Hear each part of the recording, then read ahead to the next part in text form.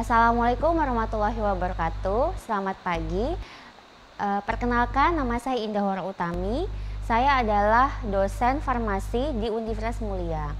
Pagi ini saya akan mencoba menjelaskan tentang mikrobiologi farmasi sebagai bentuk pengantar dari mata kuliah mikrobiologi farmasi. Perlu diketahui bahwa mata kuliah mikrobiologi farmasi ini merupakan mata kuliah wajib yang harus diambil oleh setiap mahasiswa farmasi.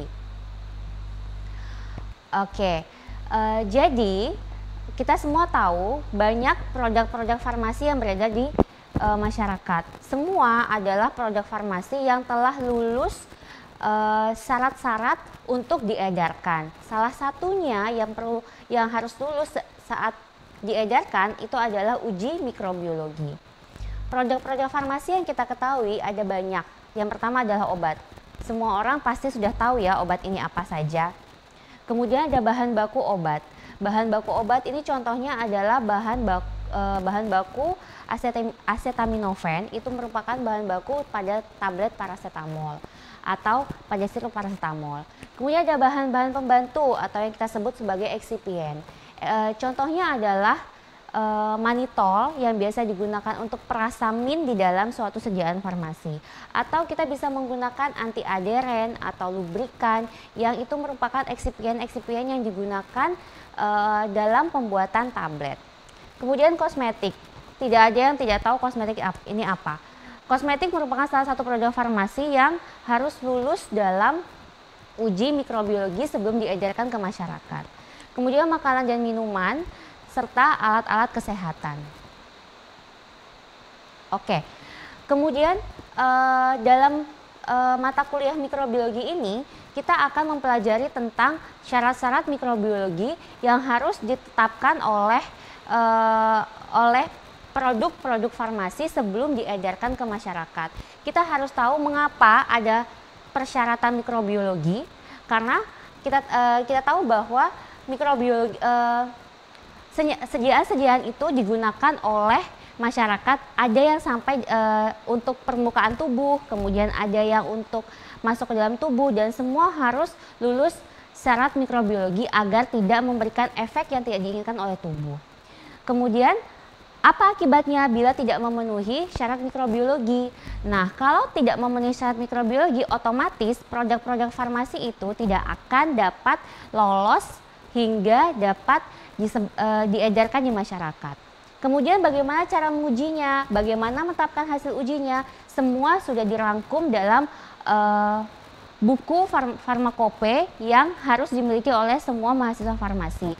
Di dalam buku itu sudah dijelaskan bagaimana cara mengujinya, cara menetapkan hasilnya, sehingga produk-produk farmasi yang akan diedarkan di masyarakat akan memberikan efek yang baik dan tidak menimbulkan efek yang tidak diinginkan.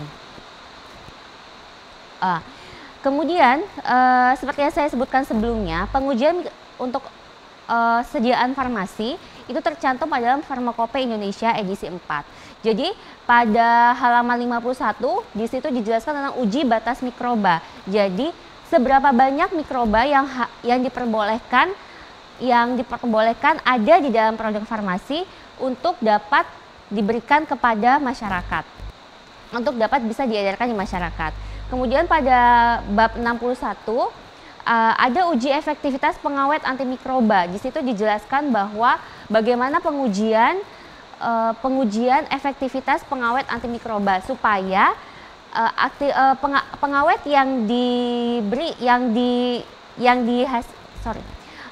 pengawet yang ada di dalam sediaan-sediaan farmasi itu memberikan efektivitas yang bagus untuk mengurangi potensi mikroba untuk dapat bertambah lebih banyak begitu.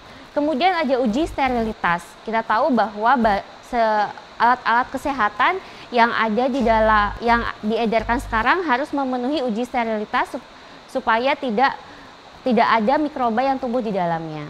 Kemudian pada bab yang 131 ada pengujian tentang potensi antibiotik secara mikrobiologi. Ini akan dijelaskan nanti dan akan dipraktekkan dalam laboratorium Fakultas Farmasi Universitas Mulia.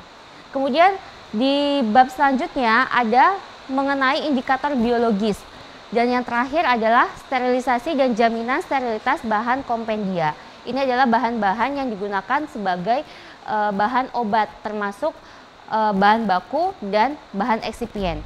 Semua harus dijamin sterilitasnya sehingga dapat memberikan jaminan mutu saat obat tersebut diedarkan di masyarakat. Oke, kemudian ada kerusakan-kerusakan yang bisa dibuat oleh mikroba. Apa saja yang mempengaruhinya? Yang pertama adalah sumber-sumber kontaminasi dan jenis mikroba kontaminan. Nanti akan dijelaskan apa saja sumber kontaminasinya dan jenis-jenis mikroba kontaminannya. Salah satunya yang paling banyak ada itu adalah mikroba E. coli. E. coli itu jenis mikroba yang menjadi kontaminan yang banyak menyebabkan diare pada tubuh manusia. Kemudian ada faktor-faktor yang mempengaruhi pertumbuhan mikroba. Salah satunya adalah nutrisi, kemudian media pertumbuhan itu akan mempengaruhi bagaimana pertumbuhan mikroba. Dengan tahu kita faktor-faktor yang mempengaruhi pertumbuhan mikroba tersebut, maka kita akan mengurangi faktor-faktor itu sehingga pertumbuhan mikroba bisa kita tekan pada sediaan-sediaan farmasi. Kemudian jenis kerusakan oleh mikroba. Hal ini bisa terjadi pada zat-zat yang ada di dalam obat, kosmetik, makanan, atau yang lainnya. Kemudian bagaimana cara perusakan produk farmasi oleh mikroba, ini juga kita akan pelajari di sini. Kemudian nanti kita akan tahu bagaimana cara kita untuk menanggulangi supaya mikroba itu tidak merusak sediaan farmasi yang kita inginkan. Kemudian bahaya infeksi dan keracunan, ini berkaitan dengan pengobatan, bagaimana infeksi yang dapat ditimbulkan oleh bakteri sehingga dapat menyebabkan penyakit yang bisa berbahaya dan mematikan. Kemudian karena ini pengantar, jadi saya akan menjelaskan tentang definisi mikrobiologi itu sendiri. Mikrobiologi didapatkan dari bahasa Yunani, yaitu dari mikros, bios, dan logos. Mikros itu artinya kecil, bios artinya hidup, dan logos adalah ilmu. Sehingga yang bisa kita tahu adalah mikrobiologi adalah ilmu yang mempelajari organisme hidup yang sangat kecil, yang bahkan kita tidak bisa melihat dengan mata kepala kita, tetapi membutuhkan alat bantu berupa mikroskop, baik itu mikroskop biasa ataupun mikroskop elektron. Contoh-contohnya mikroba yang ada di dunia ini adalah yang pertama ada bakteri, kemudian ada virus, kemudian ada jamur dan alga. Semua jenis mikroba ini akan berpengaruh pada sediaan farmasi yang akan diedarkan di masyarakat, sehingga perlu adanya pengendalian terhadap mikroba-mikroba ini. Ruang lingkup mikrobiologi didasarkan dari 3 orientasi. Jadi yang pertama adalah orientasi taksonomi. Orientasi taksonomi itu dimulai dari biologi, dari ilmu biologi itu sendiri, kemudian berlanjut ke imunologi, yaitu ilmu yang mempelajari tentang sistem kekebalan, kemudian berlanjut ke bakteriologi, virologi, mikologi, dan parasitologi. Ini merupakan ruang lingkup dari mikrobiologi itu sendiri. Semua akan dijelaskan di dalam mikrobiologi farmasi. Kemudian ada orientasi habitat. Habitat itu berarti berasal dari mana si mikrobanya. Jadi ada yang dari air, tanah, ataupun udara. Jadi kita bisa mengisolasi bakteri baik dari air, tanah, maupun udara. Kemudian orientasi masalah. Di sini kita tahu bahwa bakteri ada yang merugikan dan ada yang menguntungkan. Yang merugikan menimbulkan penyakit, yang menguntungkan dapat kita gunakan untuk mendapatkan obat atau untuk membuat produk farmasi. Kalau yang merugikan kita bisa tahu ada banyak bakteri yang bisa merugikan atau banyak virus yang bisa merugikan. Contohnya adalah bakteri E. coli, Salmonella typhosa, kemudian ada yang virus yang lagi tren saat ini, yaitu adalah virus SARS-CoV-2 atau yang lebih dikenal sebagai COVID-19. Kemudian di balik itu ada yang menguntungkan. Apa saja? Ada mikroba Aspergillus wenti yang biasa kita gunakan untuk pembuatan kecap, atau bisa juga Lactobacillus yang banyak pada minuman-minuman kemasan yang dapat membantu menyeimbangkan flora normal usus di dalam tubuh. Nah, di sini nanti akan kita jelaskan bagaimana mikrobiologi itu akan memberikan dampak baik itu yang merugikan maupun yang menguntungkan. Kemudian sejarah perkembangan mikrobiologi ada 4 tahapan yang telah terjadi, yaitu ada tahap kegelapan, kemudian ada saat penemuan mikroskop, kemudian yang ketiga perkembangan mikrobiologi, dan yang terakhir adalah tahap biomolekuler. Tahap kegelapan kita sebut kegelapan karena saat itu tidak ada yang tahu bahwa mikroba dapat menyebabkan penyakit. Jadi kita tidak tahu ternyata ada senyawa yang bisa menyebabkan penyakit. Nah, penyakit itu ada yang menular ataupun yang tidak menular. Nah, penyakit ini disebabkan oleh benda kecil yang tidak bisa kita lihat. Nah, orang zaman dahulu menganggap bahwa yang menyebabkan penyakit ini adalah sesuatu hal yang goib atau yang mistis. Jadi dihubungkan dengan sesuatu yang di luar nalar yang tidak bisa kita jelaskan secara keilmuan ya. Nah, pada tahap kegelapan ini diketahui ada suatu teori yang mengatakan generatio spontanea atau abiogenesis. Abiogenesis ini mengatakan bahwa makhluk hidup berasal dari benda mati. Nah, ini dicetuskan oleh Aristoteles, di mana dia mengatakan bahwa ternyata makhluk hidup itu berasal dari benda mati. Misalnya cacing dari tanah, ikan dari air atau lumpur, kemudian belatung dari daging. Jadi dia mengatakan bahwa ternyata makhluk hidup itu bukan dari makhluk hidup sebelumnya, tapi dari benda mati. Kemudian masuk ke tahapan berikutnya, yaitu tahapan penemuan mikroskop. Mikroskop pertama kali ditemukan oleh Anthony van Leeuwenhoek sekitar tahun 1623 sampai 1723. Nah, Anthony ini membuat dan menggunakan mikroskop dan menyebutkan bahwa ternyata kita bisa melihat adanya suatu satuan terkecil kehidupan yang sekarang kita sebut sebagai sel. Orang yang pertama kali melihat sel tunggal adalah Anthony. Kemudian dia melihat ada bakteri, protozoa, kemudian ada yeast atau ragi, kemudian algae, tapi dia belum bisa melihat yang namanya virus. Jadi saat mikroskop ditemukan oleh Anthony, dia hanya bisa melihat sel tunggal yang bentuknya sedikit lebih besar karena virus lebih kecil ya. Bagaimana dia melihatnya? Dia melihat dari mengamati darah, kemudian dia mengamati cairan mani, kemudian dia melihat dari email gigi dan feses. Ditemukan banyak bakteri protozoa berada di dalam sampel tadi. Kemudian setelah Anthony mencetuskan tentang mikroskop pertama kali, kemudian masuklah ke tahapan biogenesis. Ada yang mengatakan bahwa ternyata makhluk hidup itu berasal dari makhluk hidup sebelumnya, sehingga mematahkan teori abiogenesis yang pertama kali disebutkan oleh Aristoteles. Kemudian Francisco Redi mulai melakukan suatu percobaan. Di situ dia mencoba memasukkan daging ke dalam toples, yang toplesnya itu ada yang ditutup dan yang tidak.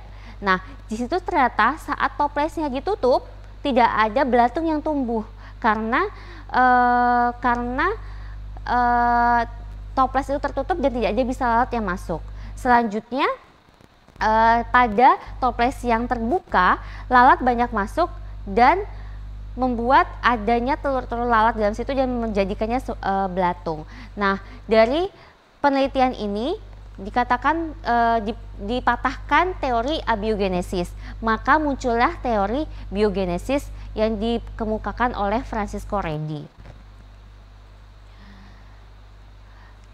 Kemudian masuk ke tahap perkembangan mikrobiologi selanjutnya, yaitu saat Lazzaro Spallanzani melakukan suatu eksperimen. Dia memanaskan kaldu dan menyatakan bahwa mikroorganisme yang tumbuh pada rebusan daging berasal dari udara, bukan dari rebusan daging. Di slide bisa dilihat bahwa ada kaldu yang dipanaskan, kemudian ada yang ditutup dan ada yang tidak. Nah, saat yang ditutup, didinginkan kemudian ditutup, dia akan tetap bening. Sedangkan yang ditutup tapi sedikit terbuka akan terlihat keruh, sedangkan yang dibuka itu akan keruh. Nah, di sini bisa dilihat bahwa ternyata udara yang masuk ke dalam labu yang sudah dipanaskan itu bisa membawa mikroba yang akan ditumbuhkan sehingga menyebabkan pertumbuhan yang kelihatan dari warna yang berubah. Ada yang keruh, agak keruh, dan bening. Selanjutnya, penelitian oleh Franz Schulz pada tahun 1815 sampai 1875 mengatakan bahwa eksperimennya mencoba dengan mengalirkan udara lewat larutan asam pekat ke dalam labu kaldu yang sudah didinginkan. Nah, ternyata saat dimasukkan ke dalam asam pekat, udara yang dikeluarkan itu tidak memberikan mikroba, tidak ada perubahan di dalam labu tersebut. Dan di sini diketahui bahwa ternyata larutan asam pekat itu yang dilewatkan itu bisa membunuh bakteri sehingga tidak bisa tumbuh di labu yang dididihkan. Selanjutnya ada Theodor Schwann, dia juga menjelaskan tentang labu yang berisi kaldu daging yang dididihkan, kemudian saat dididihkan dimasukkan ke dalam labu yang telah dialiri oleh panas. Nah, saat dialiri oleh panas itu ternyata bakteri yang terbawa oleh udara itu juga akan mati. Selanjutnya ada Louis Pasteur. Louis Pasteur ini melakukan eksperimen menggunakan leher angsa untuk melihat adanya kontaminasi di dalam wine. Nah, disinilah mulai ada yang namanya metode sterilisasi menggunakan pasteurisasi, di mana kita memanaskan suatu produk farmasi berupa cairan selama sekitar 60 detik, kemudian itu akan membantu supaya bakteri-bakteri yang di dalam bakteri yang di dalam wine atau di dalam cairan itu akan mati. Makanya sekarang kita bisa lihat salah satu contoh produk farmasi hasil pasteurisasi itu adalah susu-susu yang di dalam kotak pasteurisasi itu biasanya sudah mengalami sterilisasi dengan menggunakan pasteurisasi. Kemudian Louis Pasteur juga mulai melakukan percobaan tentang imunisasi sehingga dia menemukan vaksin-vaksin. Salah satunya adalah vaksin antraks, kolera, dan rabies. Ini adalah tahap eksperimennya Louis Pasteur. Di sini kita lihat ada labu berbentuk leher angsa, kemudian dipanaskan. Ternyata yang si bakteri itu hanya akan sampai pada daerah leher angsa, kemudian akan mati. Selanjutnya tidak sampai mengkontaminasi cairan yang di dalam labu. Kemudian yang paling baru ini adalah tentang Robert Koch, di mana postulat-postulatnya banyak digunakan sampai sekarang. Robert Koch ini mengisolasi bakteri penyebab antraks dan mengatakan bahwa bakteri penyebab antraks itu berbentuk batang.